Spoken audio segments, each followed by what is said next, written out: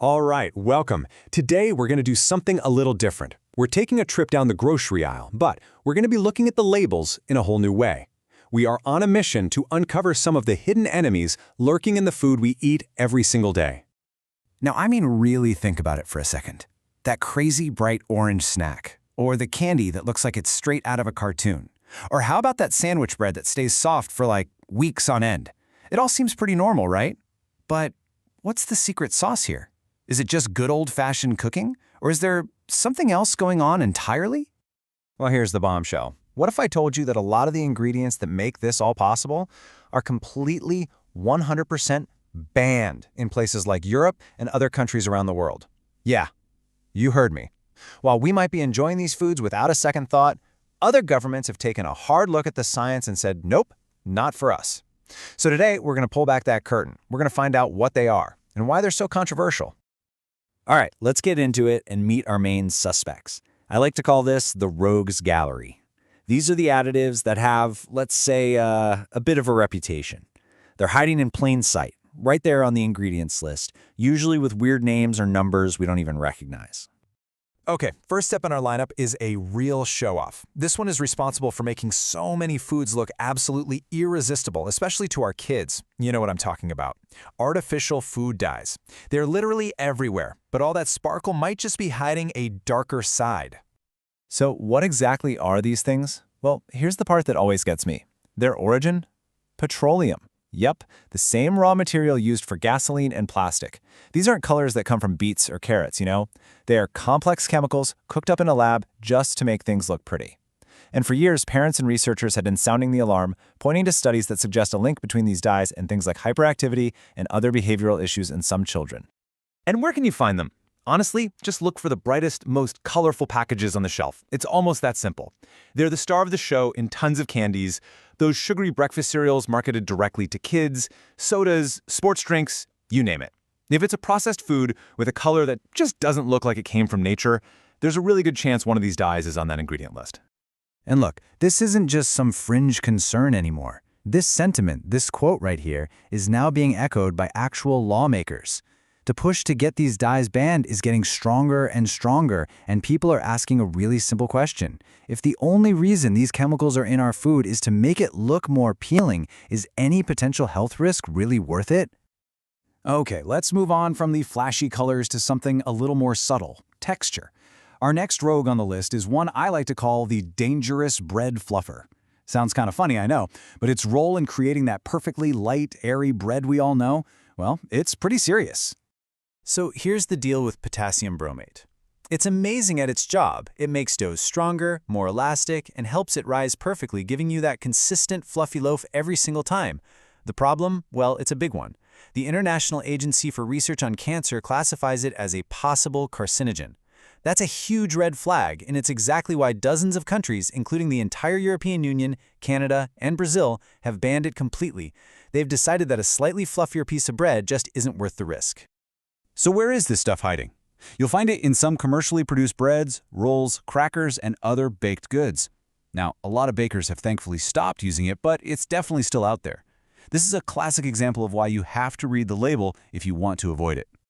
And last but not least in our rogues gallery, let's talk about shelf life. Meet our final entry, a dynamic duo I call the preservationist twins, BHA and BHT. Their whole job is to keep your food from going bad on the shelf. So what are BHA and BHT? They're synthetic antioxidants. Basically, their main gig is to stop the fats and oils in processed foods from going rancid and tasting stale. They extend shelf life like crazy. But, and there's always a but, isn't there? BHA, one half of this duo, is classified by the European Union as an endocrine disruptor. What does that mean? It means it can potentially mess with our hormones. And that, my friends, is a giant red flag that has led to strict rules or outright bans in many other parts of the world.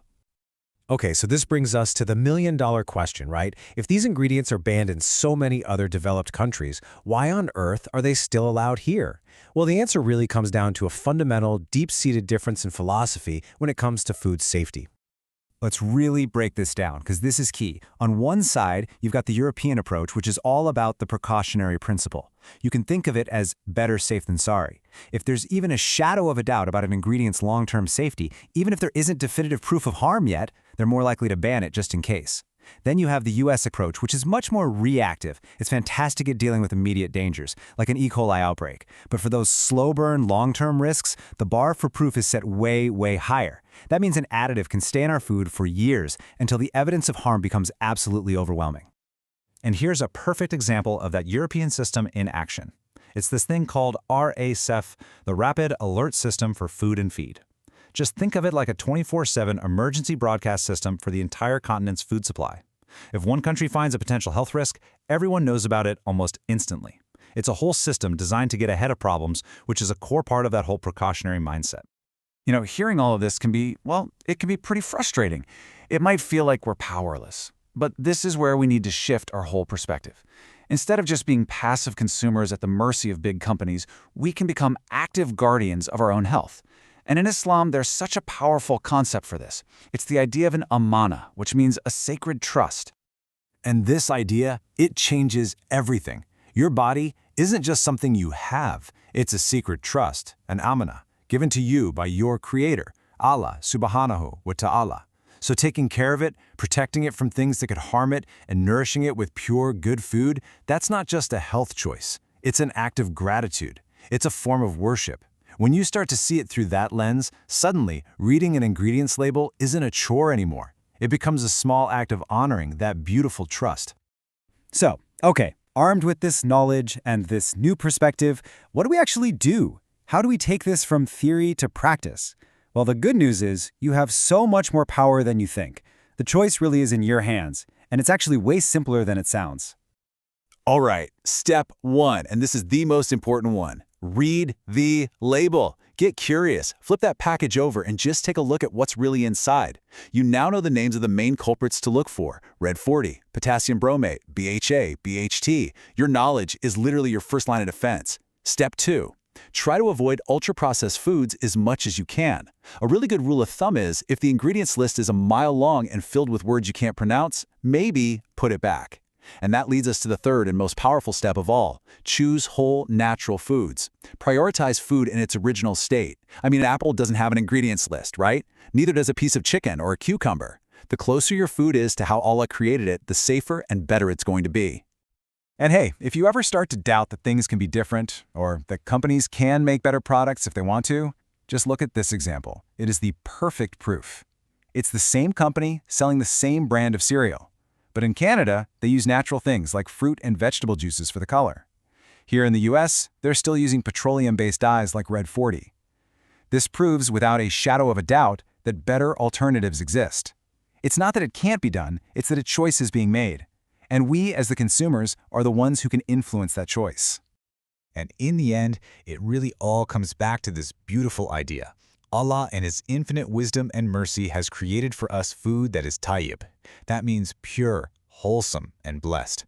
Our job, our act of worship, is simply to seek it out. By choosing these pure foods, we not only protect that sacred trust, that amana of our health, but we also show our immense gratitude for the incredible blessings He has given us. It connects a simple choice in a grocery store to a much, much higher purpose. So I'll just leave you with this one question to think about. After everything we've talked about today, after meeting the Rogues Gallery, understanding the different safety rules, and realizing the power you hold, will you ever be able to look at an ingredients list the same way again?